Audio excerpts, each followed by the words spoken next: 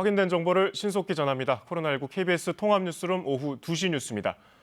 국내 확진자가 어제 하루 76명 늘어서 국내 누적 확진자는 9,000명을 넘었습니다. 신규 확진자는 사흘째 두 자릿수를 이어가고 있지만 공항 등 검역 과정에서 20명의 신규 확진자가 나왔습니다. 사망자도 어제 9명 늘어서 모두 120명이 됐는데 치명률도 1.33%로 올랐습니다. 이런 가운데 정부가 제2차 비상경제회의를 열어서 기업과 금융시장 지원을 100조 원 규모로 확대하겠다고 밝혔습니다. 취재기자 연결해서 정리해보겠습니다. 이현준 기자, 1차 회의 발표 때보다 2배 이상 늘었는데 지원 대상과 규모 자세히 전해주세요. 네, 1시간 전쯤 은성수 금융위원장이 2차 비상경제 대책회의 결과를 발표했는데요. 기업 금융 지원 규모가 100조 원으로 지난 19일 1차 비상경제 대책회의 때의 50조 원보다 배로 늘었습니다. 정부는 우선 산업은행과 기업은행 등 정책금융기관을 총동원해 중소 중견기업들에게 58조 원 규모의 대출 보증을 공급하기로 했습니다. 지난 1차 발표 당시 29조 원 규모였던 자금 지원 계획에 29조 원이 추가되는 겁니다. 채권 시장 안정을 위해선 채권 시장 안정 펀드 20조 원이 조성됩니다. 10조 원은 즉시 가동되고 나머지 10조 원은 최대한 빨리 추가하기로 했습니다. 채권 매입은 4월 초, 그러니까 빠르면 다음 주부터 시작됩니다. 단기 자금 조달을 위해서는 증권금융 대출 등을 통해 증권사에 5조 원 규모의 유동성을 지원합니다. 어제 한국은행이 밝힌 2조 5천억 원 규모의 RP 방식 자금 지원에다 2조 5천억 원을 추가하는 겁니다. 증권시장 안정펀드는 주식시장 안정을 위해 10조 원 규모로 조성되고 4월 초부터 본격적인 투자가 진행됩니다. 해당 펀드는 시장 전체를 대표하는 지수 상품에 투자 운용될 방침입니다. 은성수 금융위원장은 현 상황을 타개하려는 강한 의지와 충분한 수단을 가지고 있다며 이번 대책을 빠르게 집행하겠다고 강조했습니다. 지금까지 경제부에서 KBS 뉴스 이현준입니다. 네, 이어서 국내 주식시장 상황 알아보겠습니다. 국내 증시는 미국, 유럽과 달리 반등세를 보이고 있는데 오전에는 코스피, 코스닥 두 시장 모두에서 매수 사이드카가 발동됐습니다. 경제부 연결합니다. 성민수 기자, 코스피 상황부터 알아보죠. 지금은 어떤가요? 코스피는 현재 6% 넘게 올라 1580선에서 거래가 이어지고 있습니다. 오늘 코스피는 어제보다 2%가량 오르며 출발했는데요. 이후 상승폭이 조금씩 커지면서 10시 5분에 매수 사이드카가 발동돼 5분간 프로그램 매수가 효력이 정지되기도 했습니다. 매수 사이드카는 코스피 200 선물 가격이 전날 마감보다 5% 이상 상승해 1분간 지속될 때 발동됩니다. 올해 코스피 시장에서 매수 사이드카가 발동된 건 지난 20일에 이어 두 번째입니다. 코스닥 지수 역시 10시 2분에 매수 사이드카가 발동됐고 지금도 6%대 상승을 기록하고 있습니다. 미국과 유럽 증시가 하락하면서 마감한 것과는 다르게 우리 증시는 반등을 하고 있는 모습인데요. 방금 전 정부가 발표한 채권시장 안정펀드 등 금융시장 안정 대책에 대한 기대가 시장에 일부 반영됐다는 분석입니다. 또 미국 연준이 발표한 대규모 양적 완화 정책으로 달러화 공급 부족 우려가 해소된 것도 긍정적 영향을 주고 있습니다. 서울 외환시장에서 원달러 환율은 현재 10원 넘게 내린 1250원대에서 거래되고 있습니다. 지금까지 경제부에서 전해드렸습니다. 네, 취재기자 다시 연결해서 확진 현황과 입국자 검역 상황, 또 개학을 앞두고 발표된 학교 안팎 사회적 거리 두기 실행 방안 등 종합해보겠습니다. 문영규 기자, 확진 현황부터 정리해주세요. 네, 오늘 오전 0시 기준 코로나19 국내 확진자는 76명이 늘어 모두 9,037명입니다. 사망자는 9명 늘어 120명으로 집계됐습니다. 지역별 비율은 대구가 31명으로 전체의 41%, 경기 20%, 서울은 5% 정도입니다. 검역 과정에선 20명이 나와 전체의 26%를 차지하는 등 비중이 높아지고 있는데요. 지금까지 171명이 해외에서 유입된 사례입니다. 이에 따라 유럽발 입국자에 대한 검역이 지난 1월부터 강화돼 첫날엔 1,444명이 진단검사를 받았는데요. 이 가운데 19명이 확진 판정을 받은 것으로 집계됐습니다. 어제는 1,203명이 입국했는데 유증상자는 101명이었습니다. 한편 정부는 강화된 사회적 거리두기에 대한 현장 점검 결과 콜센터 29곳, 종교시설 1,456곳 등 3,482곳에 행정지도를 실시했고 위반 행위가 심각한 454곳엔 행정명령을 내렸습니다. 네, 오전에 교육부가 개학 전후 교육 현장에서 지켜야 할 지침을 발표했죠. 이것도 정리해 주세요. 네, 먼저 개학 전 학교 전체를 소독하고 코로나19 담당자를 지정해야 하는데요. 의심 증상자를 위한 격리 장소와 학생들이 나눠서 등 하교할 수 있는 방안도 마련해야 합니다. 또 확진자나 유증상자를 대비해 보건용 마스크를 구비해야 하고 증상이 없는 학생과 교직원이 사용할 면 마스크를 1인당 2장 이상 준비해야 합니다. 개학 후엔 등교 분상과 더불어 교실 창문을 열고 좌석 간격을 최대한 벌리라고 권고했습니다. 지금까지 문화복지부에서 KBS 뉴스 문영규입니다. 네, 이번에 대구 경북 상황입니다. 이 지역 확진자는 지난 21일부터 계속 두 자릿수를 이어가고 있습니다. 대구시가 긴급 생계자금을 지원하기로 했는데 자세히 알아보겠습니다. 김지훈 기자, 확진자는 줄고 완치자는 늘고 있다면서요? 네, 오늘 0시 기준으로 대구 경북의 추가 확진자는 모두 32명입니다. 대구 31명, 경북 1명으로 요양병원 등의 고위험 시설 전수조사가 마무리되면서 감소한 것으로 보입니다. 이로써 대구 경북 지역의 누적 확진자는 모두 7,699명입니다. 반면 완치자는 2,600여 명을 넘어섰습니다. 오늘은 260여 명이 완치돼 퇴원, 퇴소할 예정인데 그동안 대구 지역의 완치자는 모두 2,606명입니다. 대구 지역에는 요양병원과 노인복지시설 등 고위험군에 대한 전수검사가 마무리됐는데요. 대구시는 검사 대상인 종사자와 노인 3만 3천여 명 가운데 지금까지 224명이 양성 판정을 받아 0.7%의 양성률을 보였다고 밝혔습니다. 어제부터는 지역 정신병원 24곳의 종사자에 대해 전수검사도 시작됐습니다. 어제 하루 동안 정신병원 15곳에 910여 명이 검사를 마친 상태입니다. 대구시는 또 특정 시설과 기관에 소속되지 않은 간병인 등 고위험군에 대한 검사도 함께 진행합니다. 경상북도도 정신의료기관과 장기요양기관 등에 대한 표본 검사를 시행하고 있습니다. 정신의료기관 33곳과 장기요양기관 203곳의 종사자와 입원 환자 가운데 5%를 표본 수출해 진단검사를 진행하고 있습니다. 게다가 대구시는 코로나19로 생계가 어려워진 가구에 대해서도 긴급 생계자금을 지원합니다. 이를 위해 편성된 추경 예산 규모는 모두 6,500억 원입니다. 지원 대상은 대구 지역 전체 가구의 62%인 64만 가구로 이르면 다음 달 16일부터 지급될 것으로 보입니다. 내일 대구시의회 본회의에서 추경 예산안이 통과되는 대로 지원 계획을 알리고 접수를 시작합니다. 한편 대구시는 아직까지 안심하기 이르다며 신천지 관련 시설 51곳의 폐쇄와 외부인 출입 금지 조치를 연장합니다. 또 체력 단련장과 영화관 등에서도 다음 달 5일까지 휴업을 권고하고 영업 중인 시설에 대해서는 합동 점검할 계획입니다. 지금까지 대구시청에서 KBS 뉴스 김지웅입니다. 네, 수도권 상황도 알아봅니다. 앞서 말씀드린 대로 해외에서 입국한 뒤 확진 판정을 받는 사례가 잇따르는 데다 집단 감염 사례도 계속 나오고 있습니다. 서울시청으로 가봅니다. 홍진아 기자, 해외 유입 사례부터 정리해 주세요. 네, 서울 도봉구에서는 영국에서 귀국한 20대 여성이 오늘 오전 확진 판정을 받았습니다. 동작구에서도 미국에 다녀온 20대 여성이 오늘 양성 판정을 받았습니다. 해외 접촉 관련 2차 감염 사례도 나왔는데요. 종로구에서 영국을 다녀온 뒤 확진된 환자의 가족이 확진 판정을 받았습니다.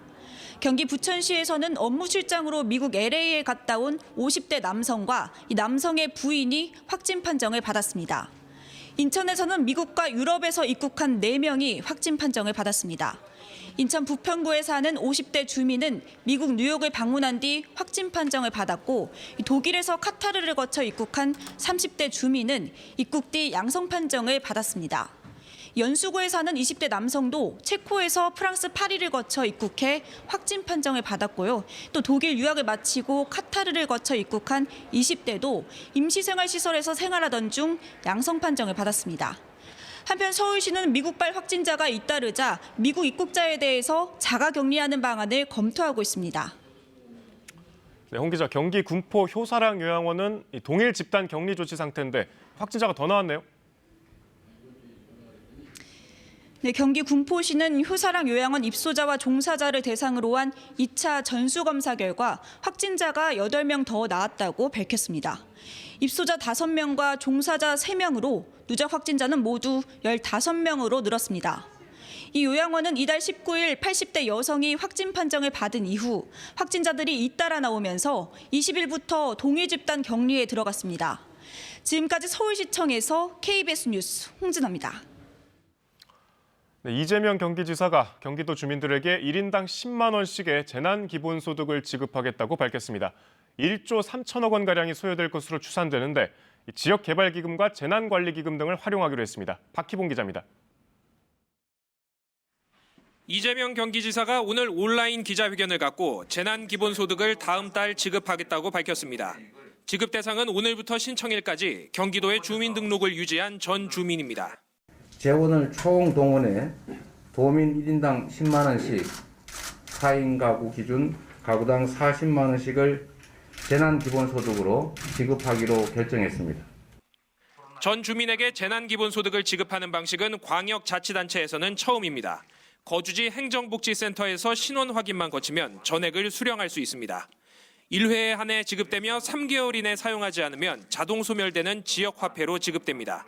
이재명 경기지사는 기본소득 도입에는 사회적 논의가 필요하지만 코로나19로 인한 경제 위기가 기본소득의 도입을 앞당기는 계기가 됐다고 밝혔습니다.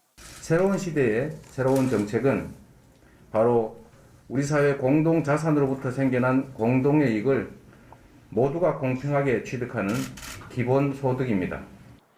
행정안전부가 발표한 2020년 2월 말 주민등록 기준 경기도 인구는 1,326만여 명입니다.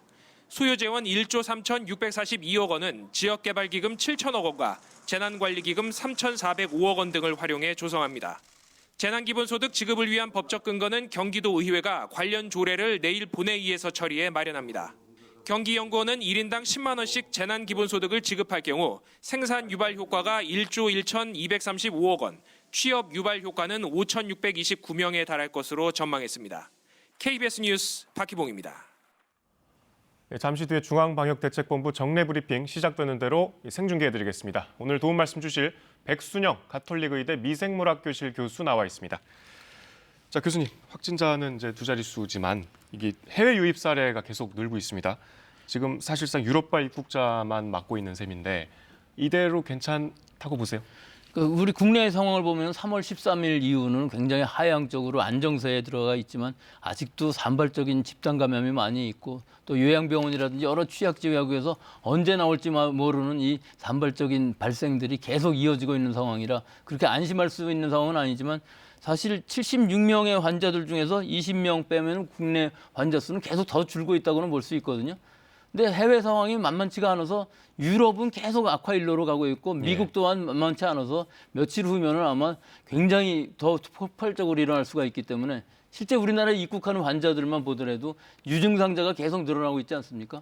거기다가 확진자도 더 늘어나는 상황. 여기서 지금 유럽발 전수조사를 하고 있는데 이것만 해도 지금 굉장한 것 같아요. 1,000명이 넘는 환자들을 한 번도 해보지 않은 이런 전수검사로 진단을 하고 이들을 또 격리시키고 자가격리시키고 또 그 유증상자 또는 장기 체류자들 중에서는 2주일 동안은 격리를 시키는 이 과정이 진단비도 많이 들으니와 또 관리비 또 이분들의 생활비까지도 2주일 동안 그렇죠. 한다고 그러거든요. 그럼 45만 원씩 해서 이 명수를 다 한다 그러면 엄청난 돈이 들 것인데 사실 여기만 해도 지금 방역당국은 아마 힘이 다 안 될 것입니다.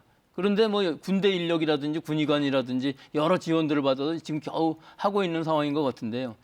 이 유럽발 비행기보다도 더 많은 미국발 비행기를 전부 다 전수조사를 한다고 그러면 아마 지금으로서는 안 될 것 같습니다. 따라서 이 상황을 봐가면서 얼마나 더 많이 늘을 것이냐, 발생률이 얼마나 되고 확진율이 얼마나 되느냐를 보고서 아마 다시 대처를 해야 될 것 같은데 해결해야 될 문제가 굉장히 많이 있죠. 우선 검역 인력이 더 많이 필요할 것이고요. 장비도 더 많이 필요할 것이고 진단검사 또 격리시설, 이 격리시설을 관리할 인력들이 더 필요하기 때문에 지금도 아마 군의관 공보위들을 많이 차출해서 쓰고 있겠지만 결국은 민간의 의료진을 어느 정도 자원을 받아서 쓰는 이런 상황까지 가지 않으면은 분명히 못할 것 같고요. 이것이 다 이루어진다고 해도 여러 가지 아마 문제점들이 생길 것입니다. 더 많은 사람들한테 생활비까지 준다고 그러면 그건 사회적인 합의가 필요한 부분이지 아마 방역당국에서 결정할 부분이 뛰어넘는 것 같아서 그런 부분들이 많이 우려가 되고 있습니다. 그러니까 인력 장비 비용 걱정은 되지만 일단 이제 또 미국의 확진 상황도 봐야 되니까요. 지금 미국이 빠르게 확진자가 아주 급증하고 있다는 표현 자꾸 쓰는데 이 누적 확진자가 지금 4만 명이 넘었단 말입니다. 이게 특별한 이유가 있습니다. 특히 이제 뉴욕주에 사람이 많이 사니까 많이 나온 것 같긴 한데 미국 상황이 이렇게 급격히 지금 악화되고 있는 특별한 이유가 있을까요? 근데 미국은 처음부터 그렇게 우려가 됐었어요. 우리나라가 1월 20일 날 첫 환자가 발생했는데 미국도 1월 21일 날 첫 환자가 발생을 했거든요. 그런데 트럼프 대통령은 그거 별거 아니라고 그러고서는 3월이 다 돼 지나갈 때까지도 거의 진단을 하고 있지 않다가 3월 중순 이후에 진단을 하기 시작해서 지금 대대적인 진단을 하고 있거든요. 그러다 보니까 지역사회에 벌써 만연이 되어 있는데 진단을 안 했을 뿐이지 지금 진단을 하는 숫자들은 굉장히 많은 숫자가 나올 수밖에 없는 상황이고 또 여기에 이제 초기에 사망하셨던 분들이 있는데 요양병원이나 요양원들이나 이런 분들을 제외하고도 진단수가 자꾸 늘어나서 확진자가 늘어나면은 병상이 벌써 부족하다고 하거든요. 근데 미국은 의료는 굉장히 수준 높은 세계에서 최고의 의료진을 갖추고 있고 병상 수는 좀 모자라지만 공공의 병원도 상당히 많이 있어요. 예를 들면 군 기지 내 병원들도 있고 또 이 향토 즉 군인을 갔다 온 사람들의 재향 군인 병원들도 있고요. 또 여러 가지 병원선이라든지 주정부군에 의한 야전병원, 뭐 여러 가지 학교 기숙사 같은 시설들을 이용해서 임시 병상들을 많이 만들 수는 있는 상황이고 지금 한 5천 병상 정도 만들었다고 하지만 지금부터의 이제 문제가 뭐냐면 이렇게 확진이 많이 되고 나면은 병상을 채울 수가 없어요. 그래서 지금 병상을 만들지 못하는 걸 어떻게 해결하느냐면 모든 그 진단 검사는 안 한다. 즉 건강 검진은 하지 않고 일단 수술도 전부 연기하고 지금 입원해 계신 분들도 가능한 한 퇴원을 시키고서 외래를 하게끔 해서 많이 병상을 늘리고는 있지만 이것이 이제 모자라는 시기가 벌써 와 있고 여기에 의료진도 많이 보충이 돼야 되거든요. 그러니까 이런 의료 공백 상황이 벌써 일어나고 있기 때문에 이 상황이 지금처럼 이렇게 5천 명, 10,000명 이런 수준으로 늘어나게 되면 아마 감당할 수가 없기 때문에 얼마나 효율적으로 병상을 잘 돌리고 또 한 가지는 우리나라의 그 생활 그 체육 생활 그 진찰센터입니까? 생활치료센터 예, 죄송합니다. 생활치료센터요? 예, 생활치료센터와 같은 경증 환자를 빨리 구분을 해서 그쪽으로 격리를 함으로 해서 병상을 효율적으로 하는 이 시스템을 잘 돌리지 않는 한 아마 그 병상 운영이 굉장히 힘들 것으로 보입니다. 미국 얘기 하나만 더 해볼게요. 이제 우리나라 확진율 치명률이라고 하죠. 확진자 가운데서 이제 사망자가 나온 비율이 앞서 말씀드린 대로 1.33%였습니다. 오늘. 그러니까 1.3%라고 보면 이게 이제 우리나라는 누적 확진자가 9천여 명인데 미국은 아까 말씀드린 대로 4만여 명인데 치명률은 오히려 우리보다 낮아요. 1.17%로 지금 나오고 있는데요. 그건 이런 통계에 좀 왜곡이 있을 수 있습니다. 통계에 왜곡이. 예, 왜 그러냐면 겉으로 보이는 통계가 그렇죠. 우리는 환자 수가 점점 지금 줄어들고 있거든요. 그런데 그 대구 경북 지방에서의 그 의료 공백이 약간 있었어요, 처음에. 그때 사망자가 많이 생겼고 치료 시기를 놓친 분들이 있었고 또 최근에 요양병원에서 확진되시는 분들이 상당히 중증 입으신 분들이 많이 있었기 때문에 사망자는 많이 늘어나는 반면에 우리는 환자 수가 줄어드는 이런 상황이고 미국의 경우는 거꾸로 진단을 많이 하다 보니까 경증인 환자들도 많이 진단이 돼서 분모는 늘어나는데 실제 사망하신 분들은 초기에 사망하신 분들이기 때문에 굉장히 많이 줄어들어서 처음에는 0.8에서 뭐 거의 2배 이상이 미국의 사망률, 치사율이 높았었는데 지금은 거의 비슷한 수준으로 오히려 우리가 더 높은 상황이 됐거든요. 근데 이것은 앞으로는 많이 달라질 수 있는 상황인 것이 우리는 완치율이 높아지고 중증인 신분들도 거의 치료가 되면서 사망률이 그다지 높아지지 않는 반면에 미국은 지금부터는 병상이 많이 부족하고 의료진 부족하고 이런 상황이 나오기 때문에 이탈리아와 같은 상황까지 가지 않도록 아마 최선을 다할 것입니다만은 아무래도 사망률은 더 높아질 수밖에 없는 지금은 그런 상황이죠. 예, 알겠습니다. 국내 상황 좀 알아볼게요. 저희 지난 주말에 이제 정부가 강도 높은 사회적 거리두기를 주문했는데 이게 이제 꽃축제 막 지금 이제 한참 시즌 아닙니까? 근데 이게 진해 군항제도 취소가 됐고 이게 이제 일반 어떤 시민들 입장에서는 야외에서 마스크 쓰면 괜찮지 않냐 이렇게 말씀하시는 분들도 계세요. 꼭 이렇게까지 해야 되나요?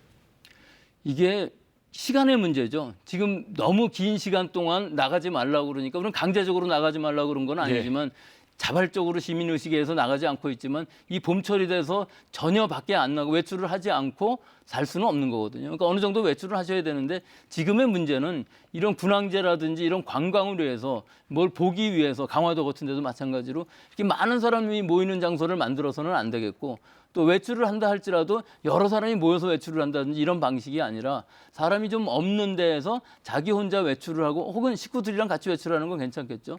그러면서 좀 넓은 공간에서 햇볕도 쬐고 또 마스크도 좀 벗을 수 있고 뭐 이런 상황도 만들어야만 우리 국민의 건강이 확보가 될 것 같은 생각도 들어서요. 어느 정도 이렇게 장기간으로 갔을 때 이런 대처 방법, 행동 지침 같은 것들이 있어야 되는데 즉 사람들이 많이 모이지만 않는다면 지나치는 것은 전혀 문제가 안 되거든요. 그리고 또 화장실 같은 데 갔다 오면서 꼭 손을 씻고 또 사람이 많이 모이는 곳을 만들지를 말고 또 집에 오면서 식사를 하지 않고 집에 오고 그다음에 집에 와서는 손 잘 씻고 뭐 가글링 정도 하고 하는 어떤 이런 기본적인 행동 지침 같은 것들이 있다면은 아마 외출을 하면서도 감염되지 않고 지역사회 전파도 없이 잘 지낼 수 있을 것으로 보이는데 이것이 더 장기로 간다면은 어떤 구체적인 행동 지침은 분명히 방역 당국에서도 마련을 해 주셔야 될 것 같습니다. 그러니까 정세균 총리도 특별히 좀 주의를 당부한 것이 꽃축제하고 클럽이었습니다. 그러니까 사람들이 많이 모이는 지금 지점들을 언급을 했었는데 이제 이것과 또 함께 언급이 자주 되는 것이 교회예요. 지난 주말에도 예배를 강행한 곳들이 있었고 아마 이제 이번 주말에도 있을 것으로 보입니다. 이런 교회들의 좀 예배 강행에 대해서는 어떻게 보세요? 글쎄요, 유독 개신교 교회들만 지금 그런 일이 일어나고 있거든요. 카톨릭이라든지 절이라든지 이런 데는 그런 일이 전혀 안 일어나고 교회 있는데 중에서도 이제 일부 교회긴 하지만 교회 중에서도 일부 교회들이 이런 일이 일어나고 있는 것은 사실은 카톨릭이나 스님 같은 경우들은 어떤 게도 명령 계통이 서 있는데 일반 개신교 교회들은 그것들이 안 돼서 대형 교회들은 다 예배를 멈추고 있지만 또 소형 교회들은 그렇지 못한 상황들도 있고 온라인 예배도 불가능한 교회들도 많이 있다고 합니다. 근데 실제 더 문제가 되는 것은 예배도 예배지만 예배 안에서 과연 2m 떨어뜨리고 뭐 소독 잘하고 뭐 여러 가지 준칙을 다 지킬 수 있느냐 하면은 거의 그것도 불가능할 것 같고요. 또 그 외에도 신도들이 구역 예배 같은 것을 자꾸 열고 그 개인적으로 자꾸 만남을 하고 식사를 하고 하는 것들은 꼭 지금 4월 6일까지는 적어도 피해서 우리가 개학할 때까지는 어떻게든 한 자릿수 이하로 만들어서 개학이 될 수 있어야만 되겠는데 이때 0이 되기는 아마 어려울 것으로 봅니다. 그때까지는 개인적인 만남도 못하는 이 상황에서 교회 관계의 어떤 모임도 지금은 자제하고 하지 않아야 될 시기인 것 같습니다. 그러니까 사실 방역 지침이나 여러 가지 생활 사회적 거리두기 기한도 저희가 이제 암묵적으로 연기된 4월 6일 개학을 아마 이제 시점으로 보고 있는 것 같아요. 그때까지 좀 참자 이렇게 정부의 취지인 것 같고요. 지금 브리핑이 막 시작된 것 같으니까요. 브리핑 끝나고 말씀 이어서 듣겠습니다. 진행하고 질문은 3시까지 받도록 하겠습니다. 그럼 먼저 부본부장의 설명이 있겠습니다.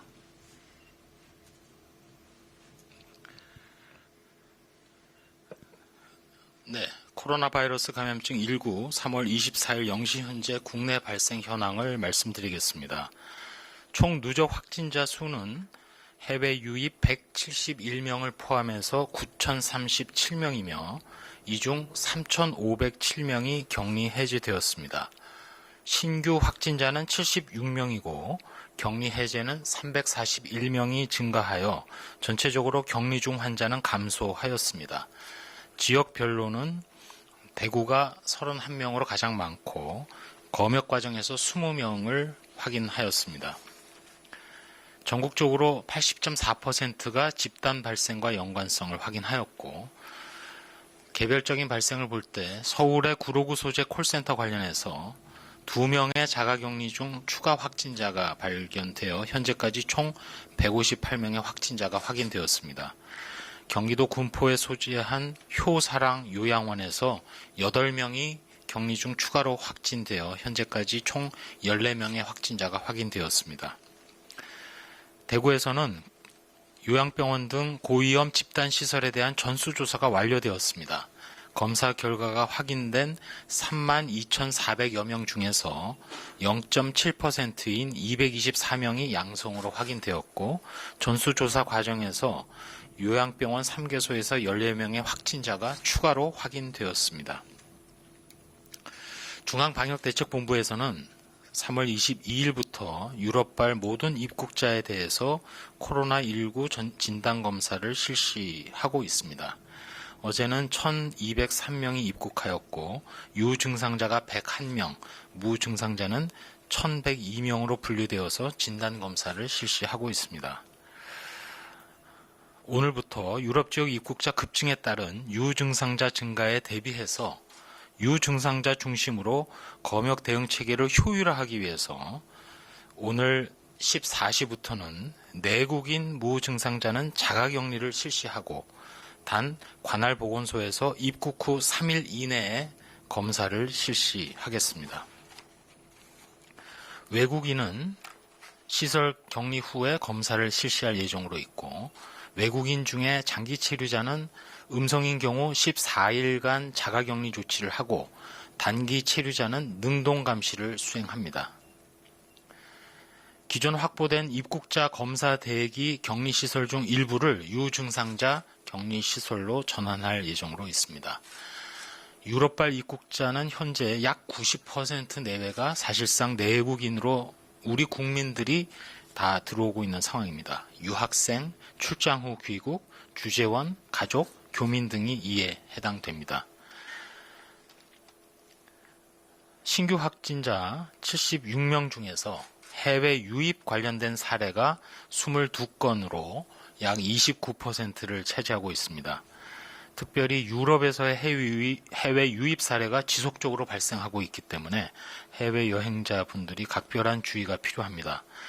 22건 중에 유럽이 18건, 미주가 4건, 내국인, 외국인의 비율로 볼 때는 22명 중에 외국인이 2명, 그리고 검역을 통해서 20건을 발견하였습니다. 연구개발 등과 관련해서 질병관리본부 국립보건연구원에서는 추경 예산 40억을 확보해서 항체 치료제 개발 그리고 기타 다른 민관 연구 협력도 진행할 예정으로 있습니다. 주요 임상 시험으로는 하이드록시클로로퀸을 사용해서 선제적인 예방용 임상 투여를 시험하는 부분, 그리고 하이드록시클로로퀸이나 칼라트라 등을 이용한 환자 대상 임상 시험, 또 기존에 승인된 약물을 이용한 임상시험, 마지막으로 혈장 치료제를 이용한 임상시험 등을 추진할 예정으로 있다는 말씀을 드립니다. 중앙방역대책본부에서는 전 세계적으로 코로나19 대유행이 지속되고 있고 국내에서도 종교시설, 사업장을 중심으로 집단 감염이 지속되고 있기 때문에 오는 4월 5일까지 강화된 사회적 거리두기를 하고 있고 그의 실천을 다시 한번 부탁드립니다. 국민 여러분께서는 4월 5일까지 최대한 집에 머무르시되 꼭 필요한 생필품 구매, 의료기관 방문, 출퇴근 시를 제외하고는 외출을 삼가해 주시기 바랍니다. 또 사업장에서 사업주들께서는 직원 좌석 간격을 확대하거나 재택근무, 유연근무 등을 통해서 직원끼리의 접촉을 최소화할 수 있는 방안을 강구해 주시기 바랍니다. 감염 위험이 높은 종교시설이나 일부 실내 체육시설, 유흥시설 등에 대해서는 업종의 운영을 제한하는 조치를 현재 함께 시행하고 있습니다. 이상 주요 브리핑 내용이었습니다.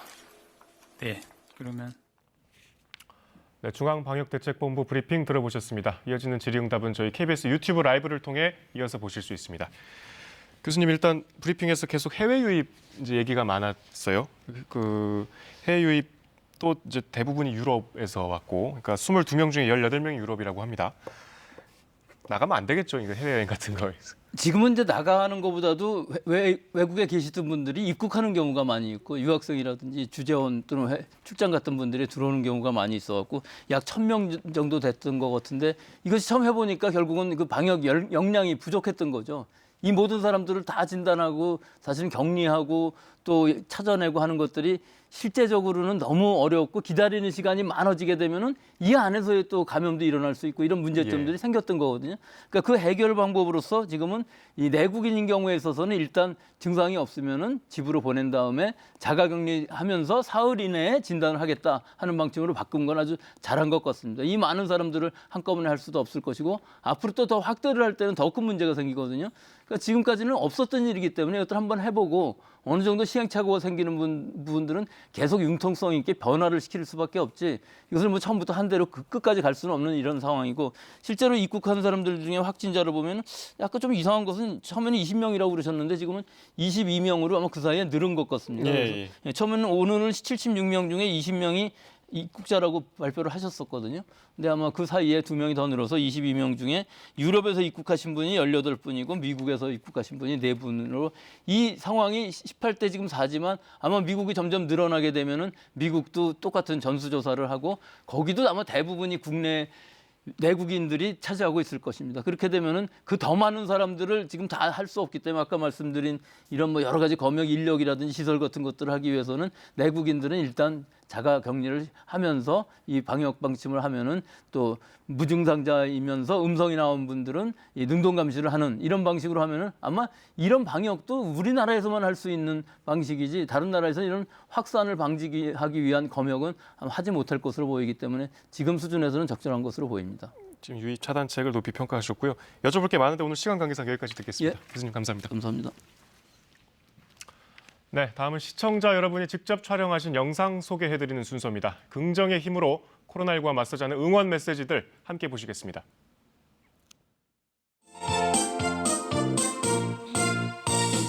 아빠가 출근할 땐 마스크, 어린이집 등원할 땐 마스크, 어디를 가더라도 손 소독, 외출했다 돌아오면 손 씻기.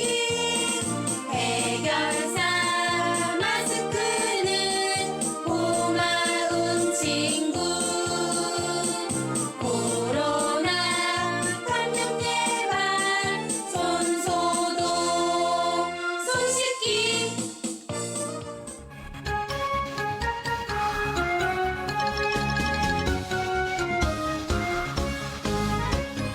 코로나 병균이 우리를 위협해도 사랑으로 만든 나눔의 마스크로 영원히 보완해자. 사랑과 봉사의 상징 마스크, 사랑의 운동으로 모두 함께 평화와 경제 다시 일으키자. 우리 모두 힘내요. 화이팅! 앞으로도 저희 통합 뉴스룸에서는 시청자 여러분이 보내주신 소중한 영상을 소개해드릴 예정입니다. KBS 뉴스 앱이나 카카오톡으로 보내주시거나 SNS로 참여해주시면 통합 뉴스룸 이 시간을 통해 전해드리도록 하겠습니다. 현재 서울은 17.2도까지 올랐습니다. 따뜻한 봄볕이 내리쬐면서 어제만큼 기온이 오르겠는데요. 서울의 낮 최고 기온이 19도, 광주 20도 등 대부분 지역 20도 가까이 올라 포근하겠습니다. 서해안을 제외한 전국 대부분 지역에 건조특보가 내려진 상태입니다. 봄철 산불이 발생하지 않도록 조심하셔야겠습니다. 현재 전국이 맑은 가운데 미세먼지 농도도 대부분 보통 수준으로 낮아졌습니다. 오후에도 맑은 날씨가 이어지겠습니다. 낮 기온은 서울이 19도, 대구가 18도, 부산이 16도로 어제와 비슷하겠습니다. 바다의 물결은 모든 해상에서 1m 안팎으로 비교적 낮게 일겠습니다. 대기가 건조한 가운데 비 예보가 나와 있습니다. 내일 밤 제주도를 시작으로 모레는 전국에 비가 내리겠습니다. 기상정보였습니다. 뉴스 여기서 마칩니다. 저는 잠시 뒤 오후 5시에 다시 뵙겠습니다. 고맙습니다.